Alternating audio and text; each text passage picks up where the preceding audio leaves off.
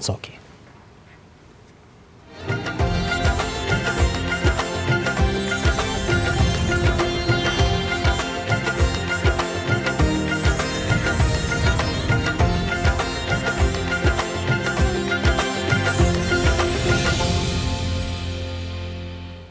हर साल की तरह इस साल भी अयोध्या में लाखों दीपक जलेंगे, लेकिन इस बार की दीपोत्सव उसकी बात ही निराली है।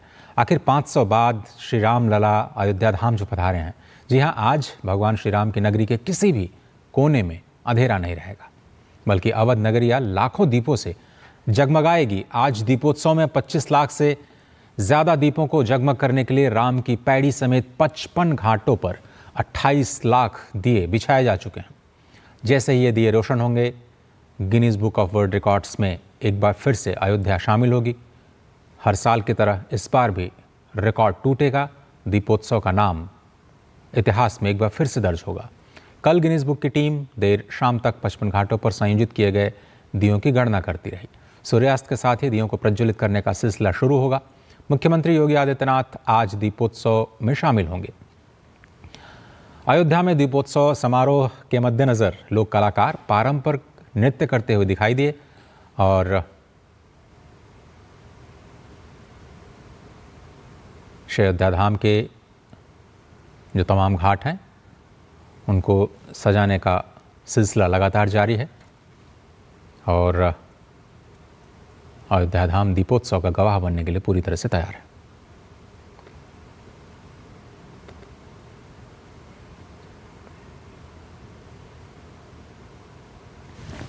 अश्विनी जी हमारे साथ जुड़ रहे हैं, बहुत धन्यवाद अश्विनी जी वक्त निकालने के लिए। क्या कुछ हलचल है? सबसे पहले तो आप ही के जरिए समझने की कोशिश करें कि दीपोत्सव इस बार का थोड़ा सा और भी अलग होने जा रहा, भव्य होने जा रहा। रिकॉर्ड तो बनते ही हैं, इस बार क्या खास? निश्चित तौर से अजय, देखिए सबसे बड़ी खास बात यह है कि अयोध्या में भगवान श्री राम का 500 साल का चला हुआ वनवास समाप्त हुआ है। 14 साल के वनवास के बाद जब रावण का वध करके आए थे, तब तो इस युग में इस धरती पर दीपावली की परंपरा शुरू हुई थी। जब अयोध्या वासियों ने घी के दीपक जलाकर उनके आगमन का स्वागत किया था, परंपरा ही वहीं शुरू हुई है। अब जबकि अयोध्या में 500 साल से चला हुआ भगवान श्री राम का वनवास समाप्त हुआ है, रामलला अपने दिव्य भव्य नव्य प्रासाद में प्रतिष्ठित है, मंदिर में प्रतिष्ठित है, तो रामलला के विराजमान होने के बाद की ये पहली दीपावली है। मैं खुद यहाँ का नज़ारा दिखाऊंगा, खुद जो दृश्य है वो बयां करते हैं कि किस तरीके से यहाँ पर इसको अभूतपूर्व बनाए रखने का पूरा प्रयास किया गया है। ये राम की पैड़ी है। राम की पैड़ी पर पिछले 3-4 दिनों से 30,000 से ज्यादा स्वयंसेवक, छात्र और कार्यकर्ता 28 लाख से ज्यादा दीपों को सजा चुके हैं। केवल राम की पैड़ी पर अकेले 28 लाख दीपों को सुसज्जित किया जा चुका है। और मंदिर की अगर बात करें तो 1 लाख से ज्यादा दीपक भगवान श्री राम के मंदिर में वहां पर जलाए जाएंगे। पूरे अयोध्या नगरी की धाम की अगर बात करें तो तकरीबन 35 लाख से ज्यादा दीपक यहां पर जलाए जाएंगे। पिछली बार राम की पैड़ी पर अकेले 22 लाख दीपों का विश्व रिकॉर्ड बना था। इस बार कोशिश यह है कि ये 25 लाख से ज्यादा दीपों को प्रज्वलित करके, यहां पर 28 लाख दीपों को लगभग प्रज्वलित करके और 25 लाख का आंकड़ा हासिल किया जा सके। तो निश्चित तौर से अगर देखें तो लोगों में जबरदस्त उत्साह है, क्योंकि पहली बार भगवान श्री राम के प्राण प्रतिष्ठा के बाद, रामलला के विराजमान होने के बाद ये दीपावली आई है। और ये दीपावली चिर प्रतीक्षित है, चिर आकांक्षी है लोगों के लिए। अयोध्या को अच्छी तरीके से सजाया गया है। जो कहा गया है कि अयोध्या की जो सप्तपुरियों में सर्वश्रेष्ठ अयोध्या है, उसका सर्वश्रेष्ठतम सुंदरतम स्वरूप, आधुनिकतम रूप में आध्यात्मिकता को संजो के रखा गया है। तो निश्चित तौर से आज पूरी दुनिया साक्षी बनेगी किस तरीके से अयोध्या से सनातन के धर्मघोष का जय घोष होता है, किस तरीके से सनातन के बिंब को पूरी दुनिया देखती है, सनातन के उस प्रकाश को पूरी दुनिया देखती है जिसमें लोगों का अंधेरा मिटता है, अज्ञान मिटता है, जिसमें लोगों को सद्गुण मिलता है, जिसमें विश्व बंधुत्व मिलता है। और सबसे बड़ी बात ये सब देखेंगे कि आधुनिकता और आध्यात्मिकता का कैसा समागम होता है, विज्ञान तकनीक का कैसा समागम होता है, युवा ऊर्जा और नवीनता और प्राचीनता का कैसा समागम होता है। और वही समागम आज अयोध्या में दिखेगा विशिष्टतम रूप में, जब भगवान श्री रामलला के विराजमान होने के बाद दिव्य नव्य मंदिर में पहली दीपावली का दीपोत्सव मनाया जा रहा है। अजय, आपके पीछे हम वो दृश्य भी देख रहे हैं रामघाट में, जहां मां सरयू की एक धारा भी आपके पीछे दिखाई दे रही है। मां सरयू की आरती का भी दिव्य प्रबंध, उसका कार्यक्रम, और आज जो सरकारी तौर पर कार्यक्रम है उसके बारे में थोड़ा सा बताइए। और अयोध्या के अलग अलग जगहों पर किस तरह से आज दीपावली का पर्व मनाया जाने वाला है? जी मैं योगेश साहब से कहूंगा केवल आप नज़ारे दिखाते रहे पूरे घाट का जहां तक संभव हो। अजय ये राम की पैड़ी है, पूरी दुनिया जानती है, विश्व प्रसिद्ध है राम की पैड़ी। जैसे हर की पैड़ी हरिद्वार में, तो राम की पैड़ी में यहाँ पर सरयू की धारा को मोड़कर अलग अलग घाट बनाए गए हैं। तकरीबन 55 घाट इस पूरी तरफ बनाए गए हैं। 28 लाख दीवों को प्रज्वलित करके 25 लाख का विश्व रिकॉर्ड बनाने की एक कोशिश यहाँ पर होगी। और दूसरी तरफ माँ सरयू जहाँ पर मुख्य रूप में विराजमान है, वहाँ पर 1100 वेदाचार्यों की उपस्थिति में एक और विश्व रिकॉर्ड बनाने का प्रयास है। और वो विश्व रिकॉर्ड होगा 1100 से ज़्यादा वेदाचार्यों की उपस्थिति में सरयू की महाआरती का। सरयू की महाआरती जिस तरीके से गंगा आरती होती है, सरयू आरती यहाँ पर बहुत लंबे समय से चलती रही है, तो सरयू आरती का भी विश्व कीर्तिमान आज यहाँ बनाए जाने की कोशिश पूरी की जा रही है। कार्यक्रम के आयोजनों की जो बात है, यहाँ से सटे हुए राम कथा कुंज में दिव्य राम दरबार सजाया जाएगा। दिव्य राम दरबार इस तरीके से सजाया गया है जहाँ पर भगवान श्री राम हेलीकॉप्टर के जरिए प्रतीकात्मक रूप में पुष्पक विमान के जरिए यहाँ पर पहुँचे। भगवान श्री राम, माता सीता, लक्ष्मण और हनुमान जी अयोध्या से जिस तरीके से वो उनका आवागमन लंका से अयोध्या का हुआ था, और वहाँ पर मुख्यमंत्री योगी आदित्यनाथ, अन्य गणमान्य व्यक्ति, विशिष्ट अतिथि राज दरबार में भगवान का प्रतीकात्मक राज तिलक करेंगे। राज तिलक करने के बाद तकरीबन ये प्रक्रिया शुरू हो जाएगी। भगवान श्री राम के हेलीकॉप्टर पुष्पक विमान का आगमन 2:50 के आसपास होगा। 3:15 बजे से लेकर 5:15 बजे तक वहाँ सांस्कृतिक कार्यक्रमों का आयोजन किया जाएगा। सांस्कृतिक कार्यक्रमों के आयोजन के अलावा फिर 5:15 बजे के बाद वहाँ से 6:30 बजे के आसपास सरयू आरती का विशिष्टतम आयोजन होगा, जहाँ पर 1100 से अधिक वेद पाठी और ब्राह्मण जो है आरती करेंगे। अन्य गणमान्य लोग भी आरती करेंगे, जिसमें खुद योगी आदित्यनाथ उपस्थित रहेंगे। और 7 बजे से लेकर 7:15 बजे से लेकर 9:15 बजे तक यहाँ पर राम की पैड़ी पर दिव्य लेजर शो का आयोजन किया जाएगा। लेजर शो के साथ साथ जो ये दीवारें हैं, जो भग्नावशेष हैं, जो बड़े बड़े यहाँ के मंदिरों की दीवार हैं, इन पर श्री रामचंद्र जी की कथाओं को उद्धृत करते हुए लेजर शो प्रदर्शित किया जाएगा। राम कथा का पूरा मंचन होगा। शहर की अगर बात करें, जो आप कह रहे हो, शहर को पूरी तरीके से इस तरीके से सुसज्जित किया गया है कि लोगों को ये लगे कि त्रेता युगीन अयोध्या वर्तमान स्वरूप में हम इस कलयुग में देख रहे हैं। जो रामपथ है, रामपथ पर सूर्य स्तंभ पर विशिष्ट लाइटें लगाई गई हैं। धर्मपथ पर जो बाईपास का धर्मपथ है, उस पर भगवान श्री राम जो सूर्यवंशी थे, सूर्य के समान बड़े बड़े वहाँ पर हेलोजन के लाइट्स लगाई गई हैं। धर्मपथ के अलावा जो रामपथ है, जो कि मुख्य यहाँ का पथ है, उसको पूरी तरीके से यहाँ से भगवान श्री राम के मंदिर तक सजाया गया है। मंदिर का जो प्रवेश द्वार है, उसको पुष्प से सुसज्जित किया गया है।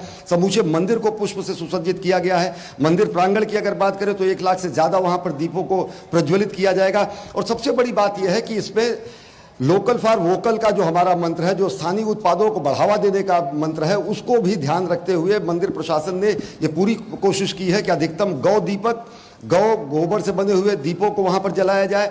जो यहाँ के हमारे जो लाइटिंग के जो उत्पाद हैं, वो पूरी तरीके से स्वदेशी हो, वो किसी तरीके से आयातित वो प्रोडक्ट्स ना हो।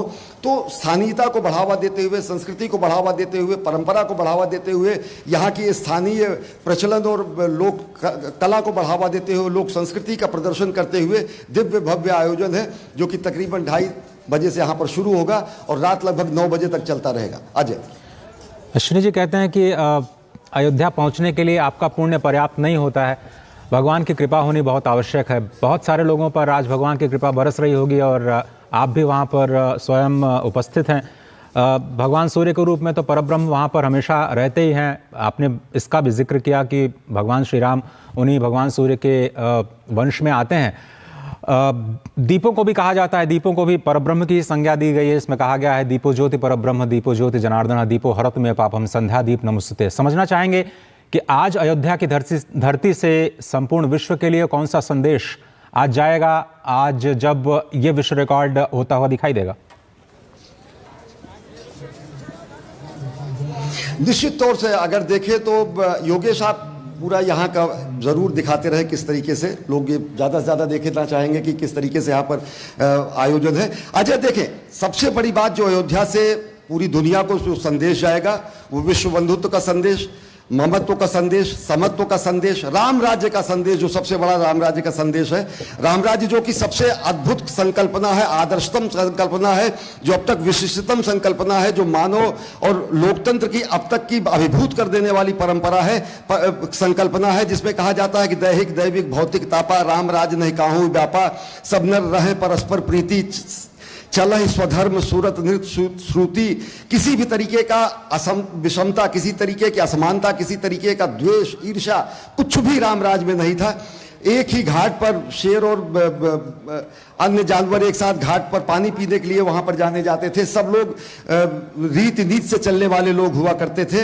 रीत नीत के साथ साथ सब में किसी भी तरीके का दैहिक, दैविक, भौतिक किसी तरीके का उन्हें दुख नहीं था। दुख आदि दैविक, आदि भौतिक, आध्यात्मिक किसी तरीके का दुख नहीं था। तो वो अद्भुत जो संकल्पना की गई है राम राज्य की संकल्पना, जो कि विश्व के वांग्मय में सर्वोत्तम लोकतंत्र की, मानवता की, मानव समाज की सर्वोच्च संकल्पना है, उसका कहीं ना कहीं पूरी दुनिया को संदेश जाएगा। और संदेश ये भी जाएगा जब विश्व कीर्तिमान बनेगा कि हम एक लक्ष्य निर्धारित करते हैं, उस लक्ष्य को हम प्राणपण से हासिल करते हैं, हम एक विश्व कीर्तिमान बनाते हैं और अगली बार हम एक और नया लक्ष्य स्थापित करते हैं और हम अपने ही विश्व कीर्तिमान को तोड़ते हुए एक नया विश्व कीर्तिमान बनाते हैं। तो कीर्तिमान गढ़ना, कीर्तिमान तय करना और नए विश्व कीर्तिमान बनाना, अगर कहीं ये संदेश जाता है तो अयोध्या से जाएगा, जो कि लगातार 2017 के दीपोत्सव में के बाद जो 18 में पहली बार विश्व कीर्तिमान बना, हर वर्ष नया विश्व कीर्तिमान अपने ही कीर्तिमान को ध्वस्त करता हुआ अब तकरीबन 25 लाख दीपों के प्रज्वलन के कीर्तिमान के साथ आ चुका है। जिस तरीके से दीपोत्सव की महिमा की आप बात कर रहे हैं, सनातन संस्कृति के एक एक संप्रदाय, एक एक अंग उपांग में दीपों के प्रज्वलन की, दीपोत्सव मनाने की परंपरा आज से नहीं अनादिकाल से रही है। अगर देखें तो सनातन संस्कृति की शुरुआत में जब दीपावली की परंपरा ही भगवान श्री राम के आगमन से हुई, तो कहीं ना कहीं अन्य संप्रदायों में भी देखें, बौद्ध संप्रदाय में अगर कहा जाता है आत्मदीपो भव, जैन संप्रदाय में अगर भगवान तीर्थंकर आज के ही दिन अपनी ज्योति को ब्रह्मलीन करते हैं, तो लोग ये कहते हैं कि हम अपनी ही ज्योति को उस दिव्य ज्योति की आकांक्षा में हम भौतिक दीपों को जलाकर, जैन परंपरा में माना जाता है कि दिव्य ज्योति जब भगवान तीर्थंकर महावीर जी की समाप्त हुई तो हम भौतिक दीपों को जलाकर चारों तरफ अज्ञानांधकार को दूर करें, अज्ञान के अंधकार को दूर करें। आत्मदीपो भव भगवान खुद भगवान बुद्ध ने कहा। अगर अन्य संस्कृतियों की बात करें तो जो हमारा विश्व प्रसिद्ध स्वर्ण मंदिर है, स्वर्ण मंदिर की आधारशिला ही आज दीपावली के दिन रखी गई। सम्राट अशोक ने अपने दिग्विजय की शुरुआत ही जो अगर की तो दीपावली के दिन से ही उन्होंने शुरू की थी। अगर महाराजा विक्रमादित्य, जो कि सबसे बड़ी विडंबना यह है कि विक्रमादित्य, महाराजा विक्रमादित्य, जिनके बारे में सिंहासन बत्तीसी और अन्य कथाएं प्रचलित है, जिनके नाम से संवत चलता है, जिनका यहाँ पर, जिन्होंने भगवान श्री राम के मंदिर का जीर्णोद्धार भी कराया था, मंदिर की स्थापना भी की थी। बिल्कुल। महाराजा विक्रमादित्य के जब शासन की बात की जाती है, जो कि 56 BC के आसपास माना जाता है, क्योंकि विक्रम संवत उसी समय शुरू हुआ, तो वो विक्रमादित्य के राज्यारोहण की तिथि, उनके राजतिलक की जो तिथि थी वो भी दीपावली थी। अगर मोहनजोदड़ो हड़प्पा की बात करें तो उस समय भी दिए पाए जाते हैं, गौखे पाए जाते हैं, जो दिए जलाए जाने के रखने के स्थान पाए जाते हैं। तो हमारी संस्कृति के मूल में, हमारी संस्कृति के बिंब में, हमारी संस्कृति के कण कण में, हमारी संस्कृति के आत्म रूप में, हमारी संस्कृति के व्याप्त रूप में सब जगह दीपों की उपासना का पूरी परंपरा रही है। और ये दीपों की वही उपासना है जो ये कहती है कि अस्तो माँ सद्गमय, तमसो माँ ज्योतिर्गमय, मृत्योर माँ अमृतम गमय। हम तमस से अंधकार से प्रकाश की ओर जाए। और जिसकी सबसे शानदार अभिव्यक्ति अगर की तो अटल बिहारी वाजपेयी जी ने वर्तमान समय में की थी।